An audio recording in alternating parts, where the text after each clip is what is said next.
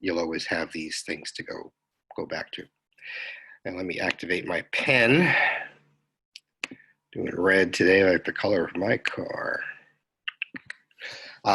So the goal today is to see what we can get done. Learning objective 1 in chapter 1 is the goal for today. Okay. So if you have a book with you, I'll be starting on page 4. And if you don't have a book, that's okay. You have these slides available to you on Wiley. You also have the reading material that I posted on Wiley. So you should be all set. Say, for example, you wanted to start a business. And a lot of people become entrepreneurs. They want to start their own, they want to do their own thing. They want to be their own boss, so to speak, and start their own business. Well, there are forms of business. These are the 3 traditional forms of business organizations that you have to choose from. Okay.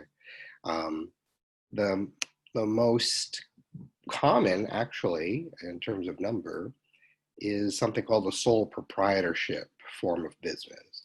And a sole proprietorship basically has one owner. Okay, you're the owner and the manager of your business.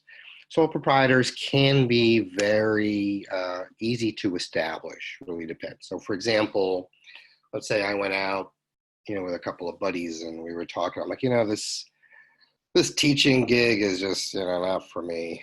What I really want to do is strap a tow to my car, a plow to my car and start plowing streets, driveways, parking lots when it snows. Okay, can I do that? Yeah, I guess I can do that. There's really nothing stopping me from doing that. Let's say I wanted to start a business and clean houses. There's nothing stopping me from doing that either. Or walk dogs. Dog walkers can do okay.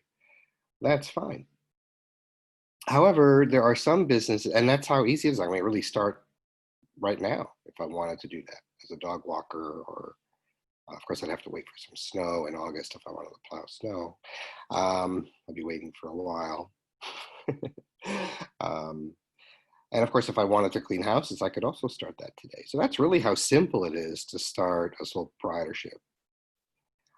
There are some exceptions. If what I wanted to do is open up a barber shop, well, I just can't do that today because I have to be a licensed barber. And so in that sense, the state requires me to have a license to practice that profession. Same would be true for cosmetology, for example. And I think there's licenses for massage therapy and a couple of other types of things. So if I wanted to do something along those lines, I would need to have a license first before I could then decide to go into business for myself. But it's still a relatively simple process. The wonderful thing about a sole proprietorship is you are the owner and the manager. It's yours. So whatever you say goes. The wonderful thing about being the only owner is you own the profit. If the company is profitable, that profit is yours. You have no one else to share it with because you're the owner. And that's terrific. There are some issues with being a sole proprietor, though, because under the law, there's no difference legally between you, the person, and you, the business. And so what I mean by that, if I were Mike, the dog walker, and that was my business, well, if something happened with my business, there was some type of legal issue coming up, well, the law does not see any difference between Mike, the person, and Mike, the owner of the dog walking company, because as sole proprietorship, you're treated as the same.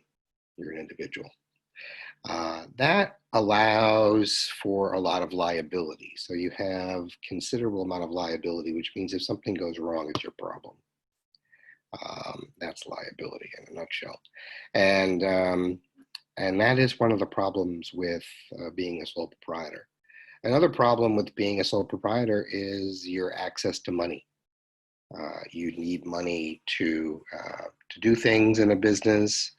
And one of the issues is, as a sole proprietor, you will have only access to whatever you can get. Okay. Torella asked about an LLC, and I will get to that in a moment. It's actually LLCs are sort of hybrids between these two forms, and I'll get to that in a moment. And one of the other problems with the sole proprietorship is you've got to be, as the sole owner, you've got to be good at everything, right? Because it's your responsibility to do the marketing, to do the accounting, to do the managing, to do the hiring. So you're responsible for everything in a sole proprietorship. And not a lot of people are good at everything. Some people are great at selling stuff, but they kind of suck at the financial piece. And so that can cause some problems. They might need to hire a company to do their bookkeeping for them, which is oftentimes the case for a lot of people who are sole proprietors. They do hire other businesses to take care of their books, for example. So you have to have all those types of skills, or you got to hire people to help you. Lastly, one of the better things about being a sole proprietor is that if you do make a profit from your business, again, the law does not distinguish between you, the business, and you, the person. And so this is basically personal income. So any profit from a business as a sole proprietor is your personal income. And as such, those tax rates start at a low 10% and they go up from there. Okay. Partnerships are quite similar in as much as they're relatively simple to establish. And in a partnership, you really need it's two or more owners, in this case, two or more owners. So it could be two owners, it can be four owners, it can be 24 owners, it could be 200 owners. It doesn't matter. There's no limit to the number of partners a partnership can have. But there are some issues with partnerships that can be both advantages and disadvantages. So one of the things that your book mentions here is this idea of shared control, which basically means that you're not the only owner, right? Unlike a sole proprietorship, you're the only owner, so whatever you say goes, right? In a partnership, you have a general partnership in which you are equal owners, or whatever you have agreed to in the partnership. If there's 3 people, you could be also equal owners, 4 people, equal owners. So you have shared control of what's going on in that particular partnership. And I think that's one of those types of interesting aspects of the partnership, is it's shared control. Not only is it shared control, it also means you're sharing the profit at the end of that period of time, because it's not solely yours, because you're not the sole owner. And just to remember one thing, the profit of any business belongs to the owners. Okay. So whether it's 1 owner, 2 owners, or 2 million owners, the profit of a business is the owners. And so in this case, if a partnership has a profit, it's shared with the owners.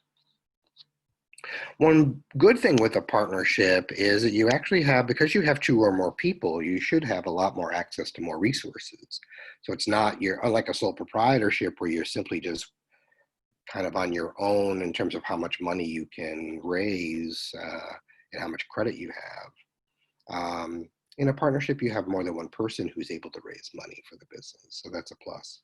You also, unlike a sole proprietorship where you have to be really good at everything, or you're hiring people to do it for you. In a partnership, 2 or more people, sort of that, 2 heads are better than 1, or at least you should have a bigger skill set, should have the ability to do more things with partners. And so it might mean that the organization might be better run, or at least taken care of differently. One of the biggest problems with partnerships is that there's a lot of disagreements. Partnership, very much like marriages, are subject to fallout.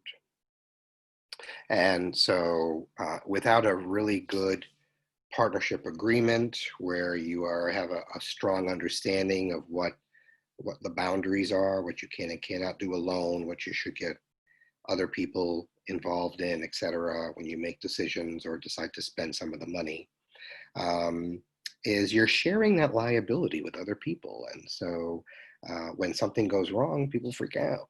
It's like, oh my God, I don't want to be on the hook for something that, partner A did. I didn't ask partner A to do that, but he or she did that, and now I'm on the hook for it. Because in a partnership, everyone, if you're an owner, you're on the hook. And in a general partnership, any of the owners can bind the other owners to things. So it can be tricky, it can be very tricky. In such, there's more liability. The liability is shared among the owners, true, but there's no differentiation in the law between you, the person, and you, the business partner. And so if something goes wrong with the business, all the partners are up for grabs. So even if you didn't do anything wrong, someone else in your partnership did, you might be on the hook for paying the bill. Okay. And very much like a sole proprietor with liability issues, if it's a big issue and one of those liability issues that could result in a massive lawsuit that could possibly close you down, your personal, this is important, your personal assets are at stake as well as your business assets. So it's not just the office and the office furniture that's at stake. It could be your house, your car, your retirement fund. Because under the law, there's no difference between you, the person, and you, the business, in either a sole proprietorship or a partnership. So the liability is much, much higher. That liability issue kind of goes away in the form of a corporation.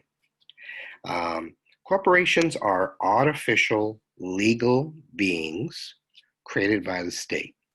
Now, business law is jurisdiction of the states, okay?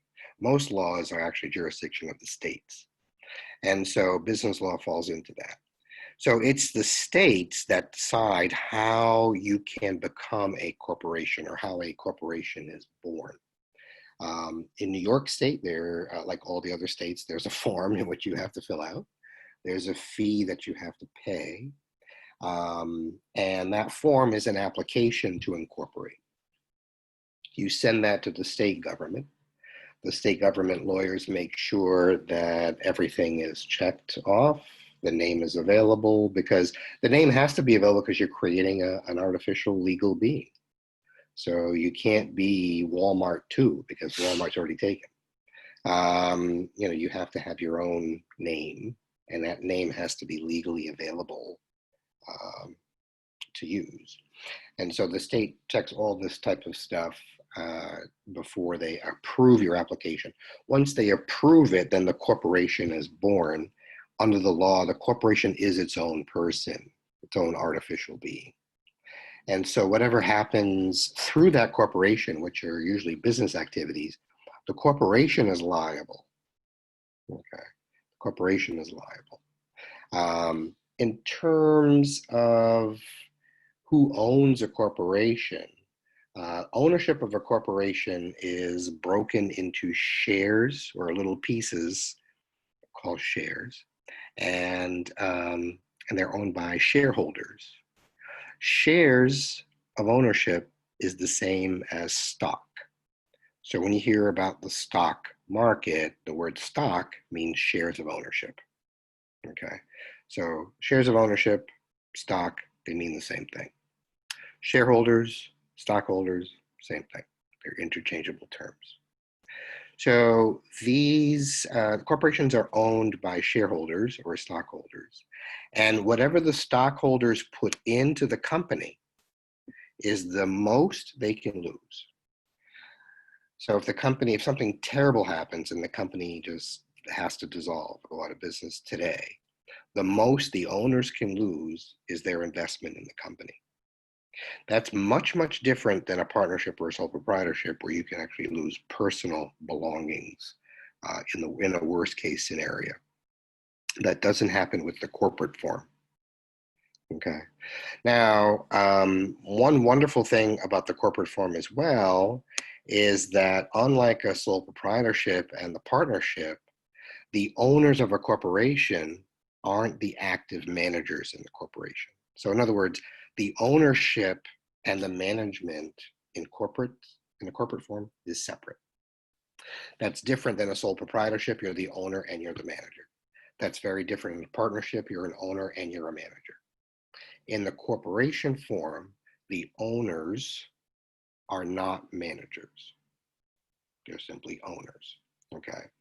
And so the ownership can transfer without changing how the company is managed.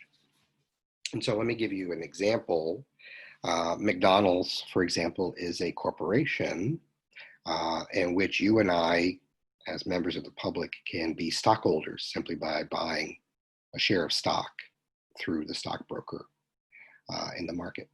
And so basically speaking, there are millions of shares of ownership in McDonald's that traded today. But absolutely nothing changed at your local McDonald's. Okay. And so ownership changes a lot. Nothing changes in terms of the management of the company. Now, that would never be the case in a sole proprietorship. If I owned a business and I sold it to you, it's a whole new business. It's your business. I have no say. I'm not managing it anymore because I don't own it anymore. You're going to do your own thing with your own rules. Same thing with partnerships. If I have partner A and B, and we decide we wanted to add partner C, well, partnership A and B has come to a close.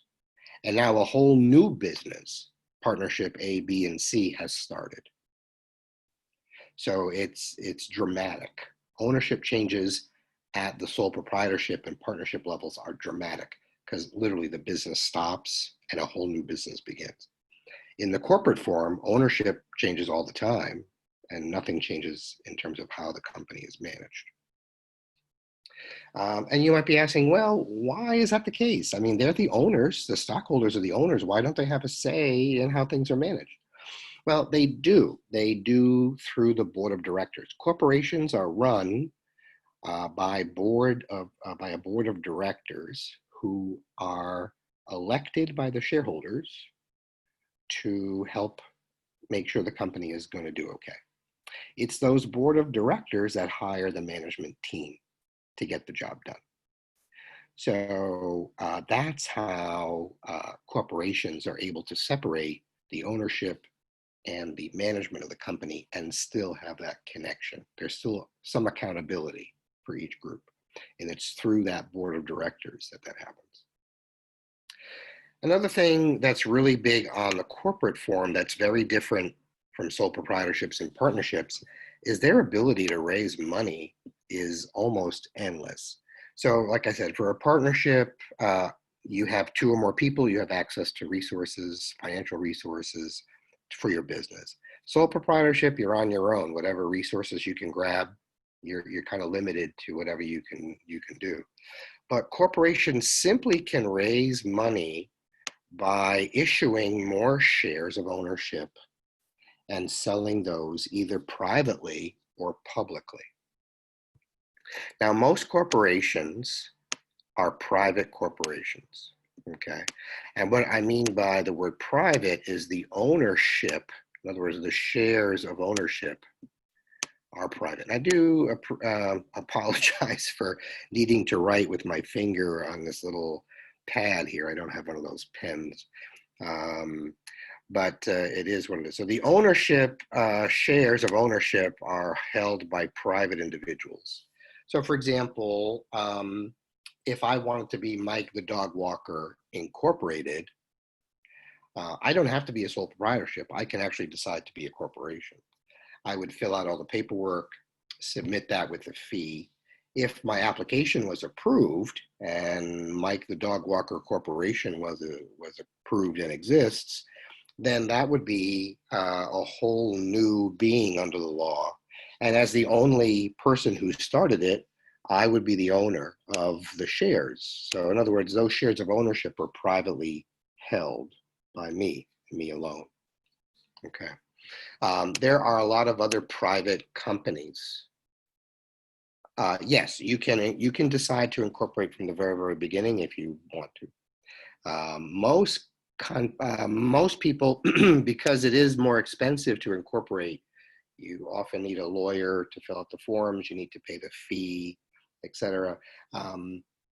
It's easier to just establish a sole proprietorship, and if that's doing well, you can always change your form of business by incorporating, and that's how most businesses do it. I mean, Sam Walton started Walmart. He just had a 5 and dime store in Bentonville, Arkansas, a very small retail store, was a sole proprietorship.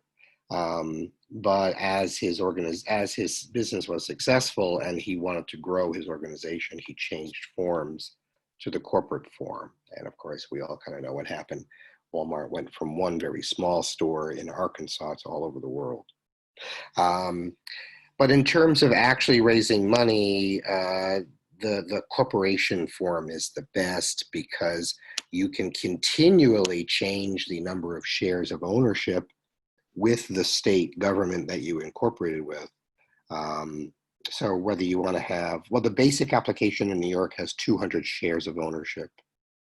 But you can have 200 million shares of ownership if you want. You just have to pay the fee. Okay. And that's usually what happens. Private corporations are very common. Like I said, they're most common. And this is where the ownership shares are held by private individuals. No one in the public is able to purchase shares of ownership because it's not available to the public. Probably one of the biggest private corporations is Bose, B-O-S-E, which makes all types of stereo, sound, and other equipment. They're worldwide.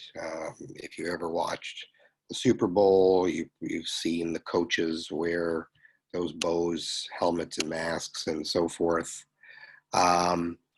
SpaceX, is that not part of Tesla or no? I'm not 100% sure. I don't know, to be honest with you, Carl. It's private. Okay, all right. So that might be another good example for a corporation that has privately held shares. Thanks, Carl. But in that case, none of us in the public were ever going to find out what's going on because we don't own the shares. The only people who are really privy to information as to how things are going in the company are the owners. It's no one else's business. However, some companies decide, what we really want to do is be able to offer our shares to anyone in the public. And so they decide what they say to go public, which basically changes the ownership from a private corporation to a public corporation. But that's not the only thing it changes. It also changes the rules of the game for this corporation. They now are subject to federal guidelines from the SEC to say, okay, if you're going to be a public corporation, which means anybody in the public, you or I, anybody off the street, can buy a share of ownership and be a stockholder, then there's some rules that we have for you to follow. And one of the most important rules is reporting accounting information publicly. Okay, and that's why we know how much Walmart made last year in sales and what their profit was. That's why we know about Tesla and how wealthy Elon Musk is.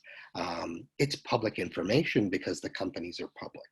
Okay, and so if it's a public corporation, it simply means anyone in the public can buy shares of stock. So what does that mean when you put on the TV and the business news and you see all those stocks? Those are all public corporations because you and I have a chance to be an owner in them, a shareholder in them, simply by purchasing a share of ownership in the company. And that is the focus of this book. This book is really about accounting for corporations, but specifically, we are going to be looking at the public corporation and the rules and stuff that they are really kind of engaged under. Okay. Now, okay, got another comment here. Correct. So private corporations, the information is not public, and this is actually one of the more interesting questions that the country has been grappling with for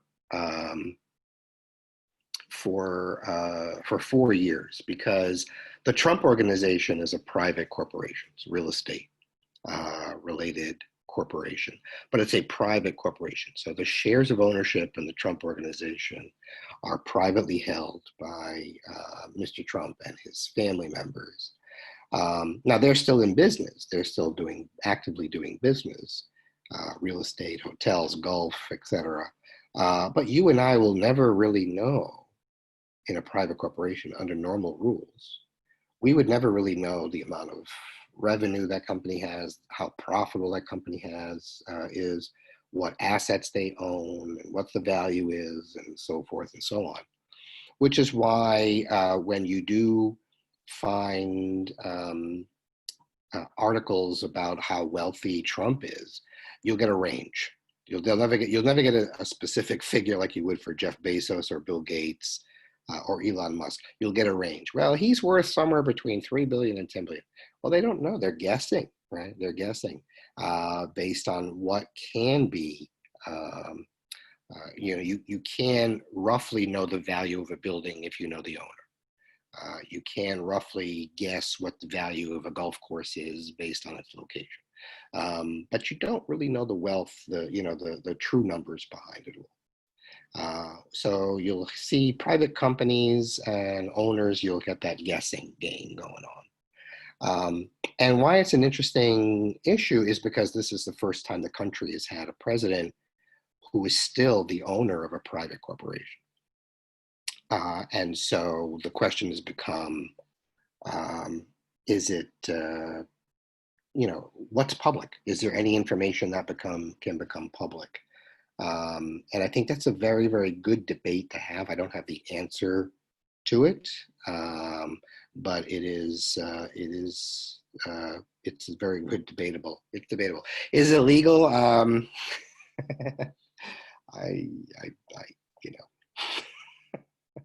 It's not supposed to be legal. Let's put it that way. It's not supposed to be legal. We've never had the situation happen before. So we've had business people who have been elected president, but before they actually became president, they've actually sold off all their interest in their businesses. And so there was never this question that was left with what we have now. So I don't know. And in terms of Carl's question about stock splitting, good or bad, well, most stock splits are associated with good outcomes for a company. It doesn't necessarily affect anything in terms of the value of the company. All it really does is it changes the stock price. It's an accounting type of gimmick to some degree that increases the number of shares but decreases the price of the stock. So more investors can purchase in on it. The history of that, and this is off topic, but the history of that has been companies that have split their shares and have had dividend increases with those shares tend to do better over time than the average stock on the stock exchange. So I'm hoping that happens with Apple as an investor in Apple stock, for example. But there's a lot of companies that go through that, through splits. It doesn't guarantee anything, but it's usually a good sign. Okay, let me, so we're okay about the public-private piece we're going to be focusing in on the public corporations and the standards that are set for them, because they have to distribute their financial information to the public. Okay, and so there's rules for that. And this accounting class is really about understanding those rules of the game so you can understand the accounting information that is out there. This is going to be good for you personally, even if you never become an accountant or are interested in finance.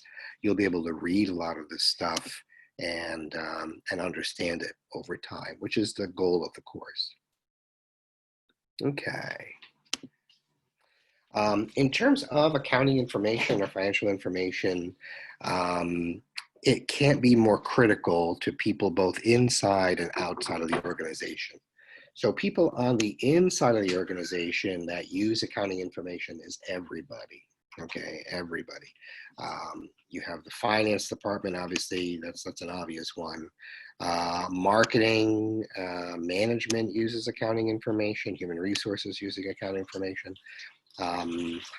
The production line, the retail, I mean, every aspect of the business uses financial and accounting information. So if you're going to be a business major, you sort of have to understand the numbers. You don't have to be an expert. You just have to understand them, right? And that's why in every business program in the United States, you will have to take financial accounting and managerial accounting. It's not because we want to make everybody an accountant. It's just that you have to, as a business person, you have to understand the numbers. The numbers are really critical, okay? No profit, no company, no future. So no business. And so it's super important to understand, these bottom line things so you can contribute to that. If you want to be a valued employee, you have to understand how businesses make money, and you want to contribute to that. You want to contribute to that because, in essence, if the business does well, you should be doing well. Okay, and I think that's really, really important. You want to be super indispensable to a company, you should understand the financial stuff. That becomes a bottom line for a lot of people. So this is super important. But let's take a look at a couple of these departments within the company to see what's going on, okay? So the first one I'm going to take a look at is Apple, marketing. And they use the example of Apple here. Well, why would the marketing department be interested in accounting information? Well, because if you've studied marketing at all, you understand that marketing is about price, product, promotion, and placement, the 4 P's of marketing. And the price piece is exceptionally important to our financial situation and our profitability as a company. So let's take a look at, Apple here is provided as the example. So let's work with that for now, and I'm going to throw in another example after this. Apple is known for its high prices on its goods. So if you have an iPhone, they're asking for about $1,000, right, for an iPhone. That's a heavy price to pay for a phone, right, by any stretch of the imagination. So what's the strategy behind, this idea of charging $1,000 for a phone? Well, basically, the price needs to be supported by marketing because the price that you and I pay for whatever we buy at Apple becomes the revenue of the company. And everything in business starts with revenue. Revenue is when the company sells its goods or product for a price. So if you bought, for example, an iPhone at Apple, you gave them $1,000 for that iPhone. That $1,000 is not only the price of your phone, it's the revenue for the company. It's the revenue for the company. So whatever the company collects from customers is the revenue for that particular company. Everything starts with revenue. Revenue is critical. I can't explain it more times than that. It's just everything is about revenue. And this is the reason why. From the revenue, the company has to pay all of its bills. Now, all of the costs of business here, again, I apologize for writing with my finger on this little pad here that I just can't do it quite well. All the costs of doing business for a business is called expenses. The revenue that's collected must be able to cover all the expenses of a business, plus have something left over. Now, that something left over is the profit, okay? Now, in accounting, a profit is called net income, okay? Profit is called net income in accounting, okay? And I'm sorry it's taken me a little while to do this with my finger, but it is what it is. And so that's really, really important. Yes, net income is the profit, correct. And so this is how it starts. Everything starts with revenue. Selling your product or selling a service to a client provides the company with revenue. That is the lifeline for the company, because that revenue has to pay for all their bills and become their profit. Okay, that's super. Walmart has decided to take a totally opposite approach on price, right? You probably know their marketing, always low prices. Well, that's very interesting, right? Because low prices for the sale of a good or a service means lower revenue, right? The revenue number is directly related to the prices that a company will charge for its goods or services. So Walmart's collecting low revenue per sale. So you walk into Walmart, you buy something, you're not giving them a lot of money. You're certainly not giving them $1,000 for a phone, right? You're going to give them probably, what, $5 for a pair of shorts if you buy them there. So that's a very small amount of revenue. Walmart's got to pay all of its expenses from the revenue it collects and still make a profit. This is how important it is. Marketing has to make sure that it's not only supporting the price, but it's doing so in a way that keeps the company profitable. Right? So marketing has a lot to do with the revenue of a company, which is why a lot of marketing jobs, particularly jobs in sales, pay a lot of money. Or provide for a lot of bonus incentives, is because the people that are in sales are directly related to the revenue of the company. They make the company successful by selling that stuff. Again, everything is about revenue. So if you're engaged in a job that produces revenue for a company, like in sales, and you do well, they are going to reward you handsomely. Revenue is their lifeblood, okay? So let's take a look now at how management uses this information. Well, management uses the information in the exact same way, because they have to decide in many cases what stays, what goes. Look what's happening now. A lot of retail stores, a lot of retail giants are closing stores. And a lot of them have filed for bankruptcy, but a lot of them have also decided to close some stores. Well, how do they make the decision on to what store to close, right? Why this store and not the other store, right?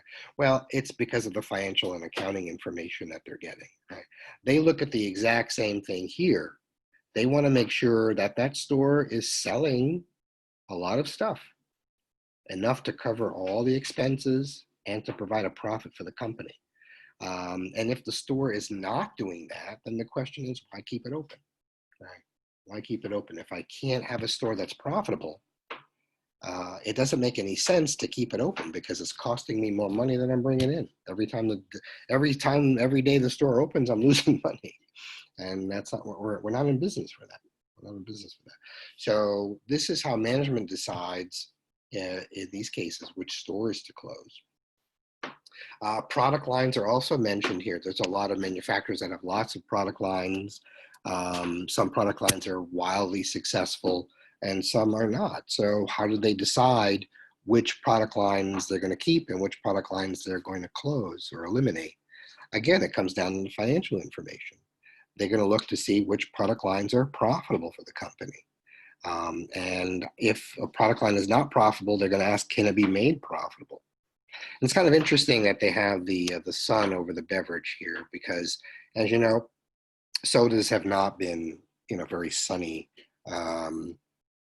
type of a product for people and for companies over the last 15 years, because America and the rest of the world is getting away from sugary type of stuff and looking for more healthy options. And so the beverages that have been taken off, you know, bottled water, energy drinks, bottled teas, you know, and so forth, those have been doing fantastic.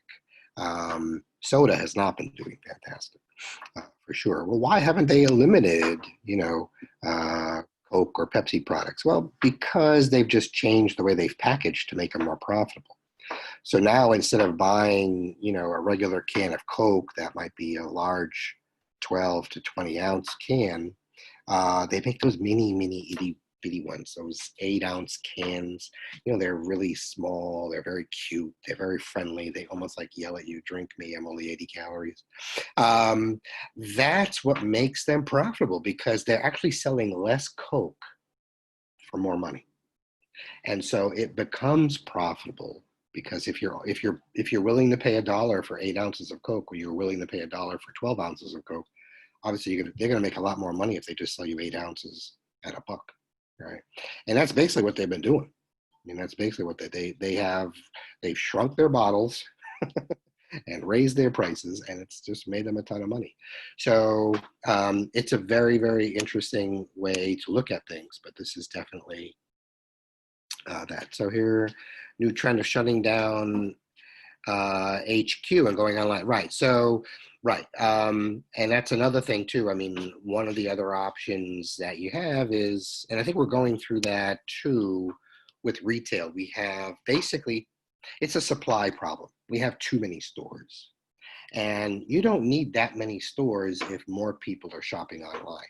That doesn't mean you don't need stores. You need stores. People still like getting out of the house and going shopping. You just don't need as many of them.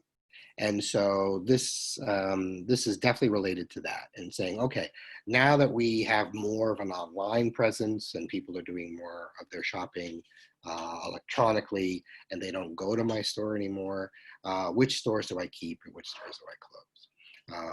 And so I don't think it's the end of retail. I just think that it's changing how many stores in retail we really need. We really need. Human resources is there as well. Yes, matter of fact, Amazon could be purchasing, I had heard they have a potential interest in like the Sears building in the Poughkeepsie Galleria as a potential warehouse or distribution center.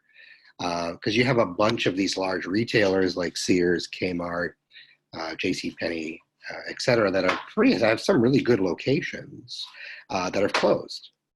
And places like Amazon are looking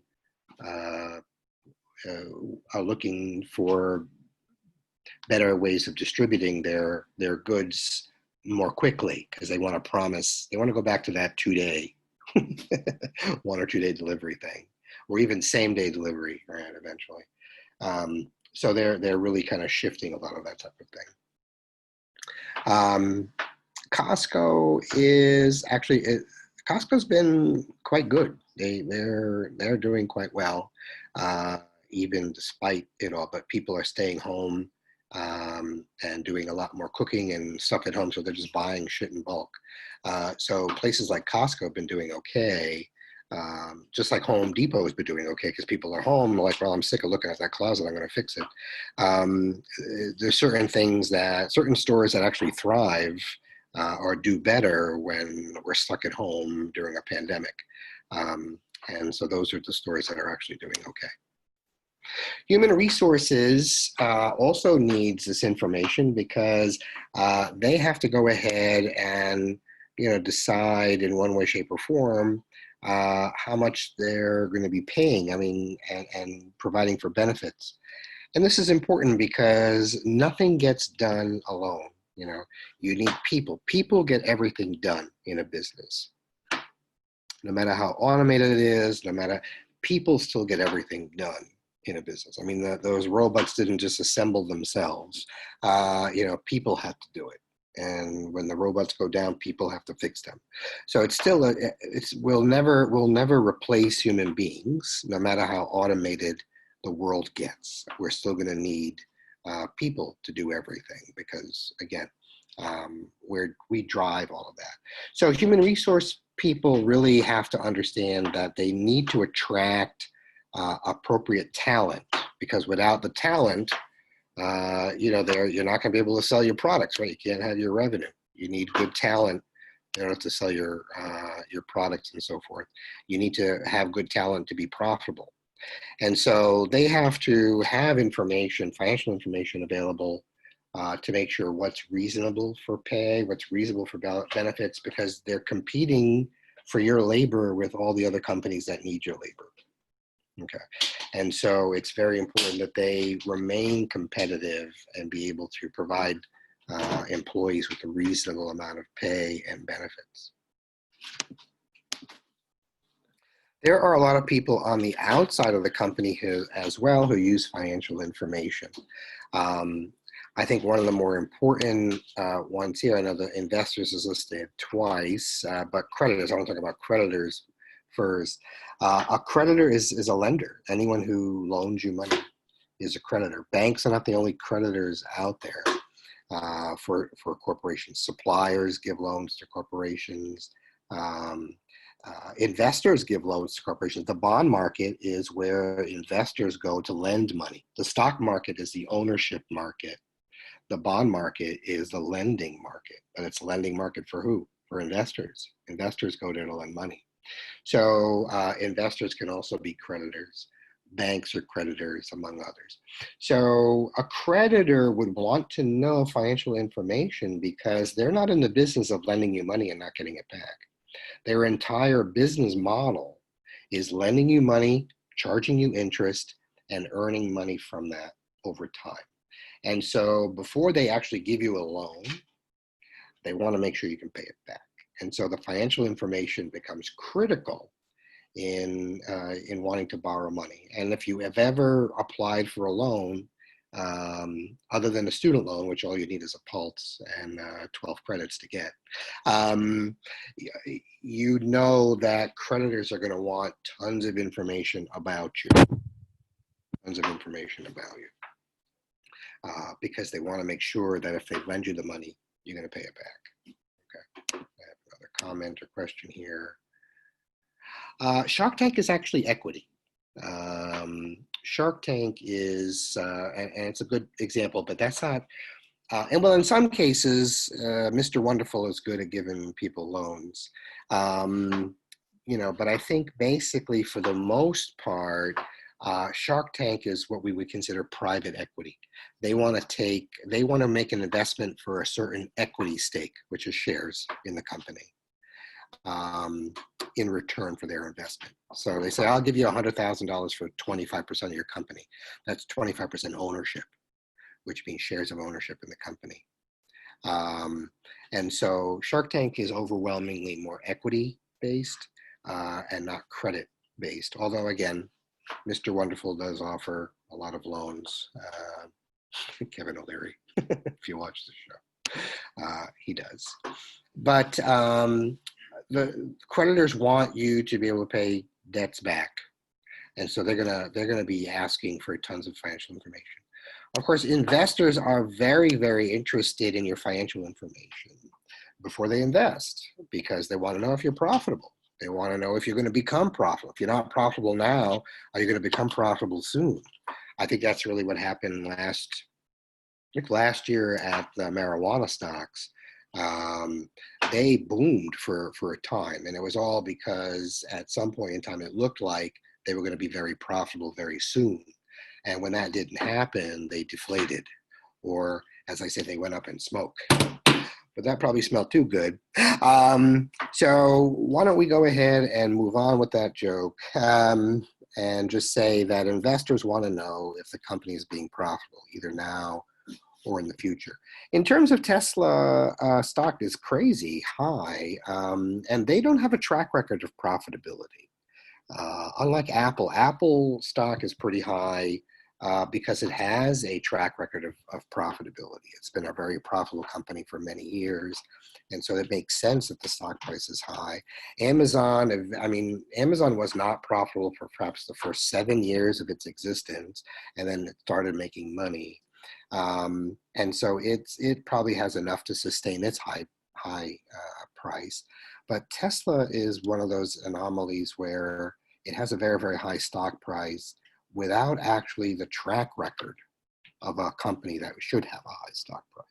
And I think that's because investors are very, very interested in its future profitability, because of all the things that it's doing and it's in. And it looks like it's the future company for transportation and so forth. And so it's gotten a lot of investors excited about that. Yeah, the new truck is pretty amazing. It really is. As long as it stops, if I'm at a light next to it and it doesn't hit me, I'm okay with it. That's perfectly okay, right, Carl? It also is looking at its profitability. Investors want to see financial information to see if the company is profitable or not. And so investors are quite interested in financial information. And there's a little bit more information on those accounts there. This part of the chapter ends with ethics. And, you know, I can't really teach you right from wrong. You already kind of know how. You already kind of know the differences. You were very young, started learning, you know, don't do that, do this is good, this is bad, this is the right thing to do, this is the wrong thing to do. Everybody in the world have had some type of influence, family, school, religious organizations, social organizations, or maybe you're a Boy Scout or a Girl Scout. All these organizations when we were younger have ethics of some sort. They taught you right from wrong. Even in kindergarten, before kindergarten, don't take shit that doesn't belong to you, right? So we all know this. The problem is what happens when we decide to ignore that or choose to do the wrong thing in the corporate world and lie about financial information. That has some pretty dire and serious consequences, both for companies that did it. So here's the Enron, the WorldComs of the world, who basically lied about their financial reporting, saying they were more profitable, saying they didn't have this much debt, hiding information from investors and from owners. That Congress had to get involved. You know, it takes like close to an asteroid hitting the Earth for Congress to do anything. But Congress actually said, look, this is too much. We live in a capitalist society. We rely on the capital markets. The stock market and the bond market rely on good financial information. If the financial information that they get is wrong, or in some way, shape, form, we allow lying to occur, we're going to collapse. Our entire society and our entire economy is going to collapse. So Congress actually passed a bill called Sarbanes-Oxley Act. It's known as SOX, but it doesn't stink. Okay, probably because they weren't worn too well. But nonetheless, the SOX Act basically for the very first time put some jail time in front of top managers and folks on the board of directors to say, look, you have to sign off on this financial information to say that to your knowledge and the best of your knowledge and ability that this is true. Because, you know, all those investors on Wall Street are counting on that information being true. The reason the stock market works is investors believe the numbers. The reason the bond market works is investors believe the numbers. The reason our banking system lends money is because they believe the numbers. And so those numbers better be believable. And if they're not, guess what? For the first time ever, you're going to jail. And so they took a hard line. And this was a very unique time because George W. Bush was elected president. So we had a Republican president and we had a Republican Senate at that time. And so to get the Republicans to do anything against business, it was major. for them to act on this type of stuff, and they did. And it was the right thing to do. There's more on this in chapter 7 coming up.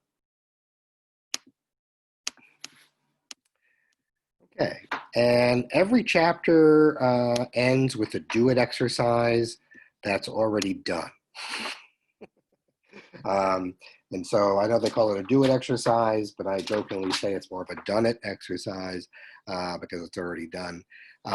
But this is a very important for you to review. It's at the end of every learning objective. There's a do it exercise that has a solution. It's good for you to review this so it can help you understand the homework in some cases. And so I will show you this also on Wiley. Okay. So I'm coming back to our main screen. How are you feeling? Good, did that go okay? Yeah. All right. So I'm going to stop the recording there.